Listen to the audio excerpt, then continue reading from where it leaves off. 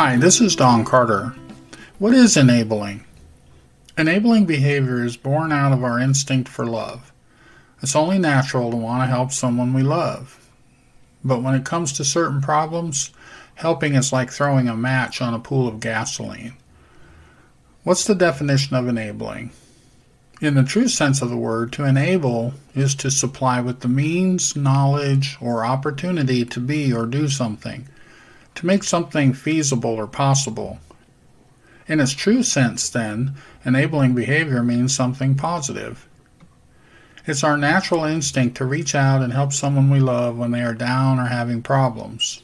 However, when we apply it to certain problems in living, such as addiction, chronic financial trouble, codependency, certain forms of chronic depression, and other problems, enabling behaviors can have a reverse effect of what is intended.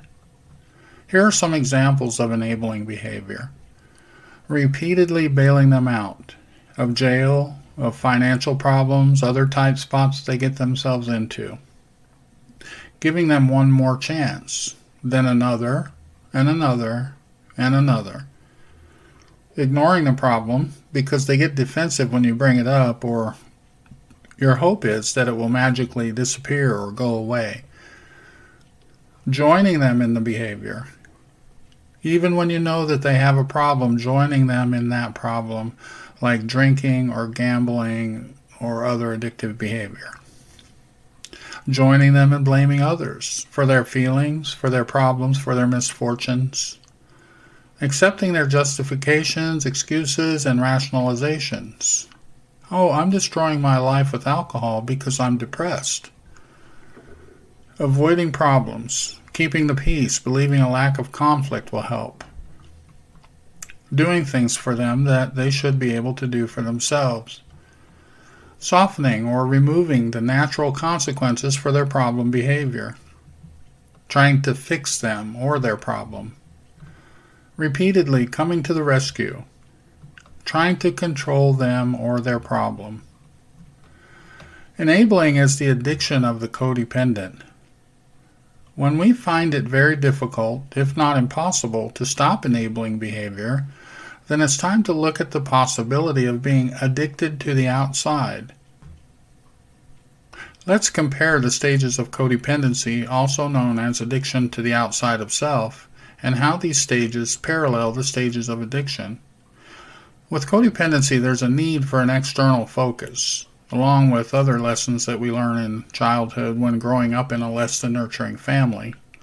These lessons prepare a person for addiction to enabling behavior.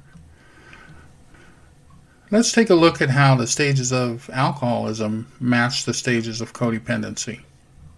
Early stage of codependency is marked by relief using or enabling.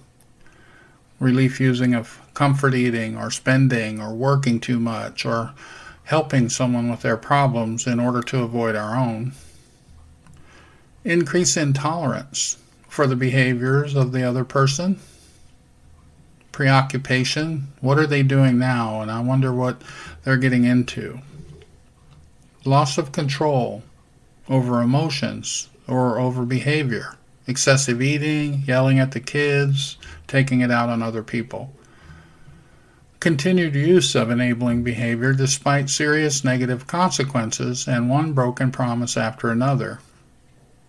The consequences are to yourself as well as to them. Okay, middle or crucial stages. In codependency, just as in other parts of addiction, family problems exist. There's the drama triangle, or a variation of it that I like to call the punishment-forgiveness cycle. Social problems, embarrassment, avoiding parties where there may be too much temptation for your partner. Emotional problems, depression, anxiety, chronic stress, financial problems, legal problems, domestic disturbances. Occupational or academic problems, loss of concentration due to preoccupation with the problem person or persons. And finally, the late or chronic stage of addiction to codependency, drugs, alcohol, sex, gambling, you name it. In all addictions, there is physical deterioration in the late stages. In the case of codependency, it might take the form of headaches, stomach problems, stress disorders such as fibromyalgia, chronic fatigue, adrenal exhaustion. In the late stage of codependency, there are serious physical withdrawal syndrome. That's evidenced by the inability to stay away even after a breakup or a separation in which you vowed never to go back. Obsession, increasing preoccupation until it takes the majority of your thoughts. Loss of social supports, stop seeing friends, begin to isolate.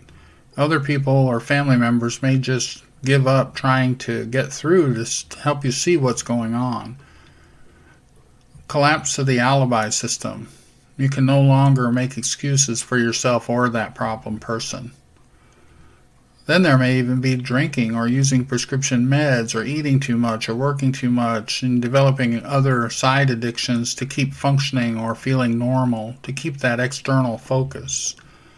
Ultimately, even with codependency, there can become periods of hopelessness and despair, and even an untimely death, accident due to preoccupation or exhaustion, suicide, illnesses secondary to codependence, any number of things. So you can see from this presentation that the symptoms of addiction and the symptoms of codependency are almost identical. You can also see why they call codependency and addiction a family disease. Everybody in the family gets sucked into it, trying to control the addiction one way or another. Be sure to check out my Universal Step 1 here at Serenity Cafe Recovery Center. It's designed to address any addiction we face, including codependency. But don't fill it out until you're ready. It might be a waste of time. It takes rigorous honesty and a strong desire to give up our old ways. On the first page of this Universal Step 1, I've included a list of links to click for the websites of various 12-step recovery groups.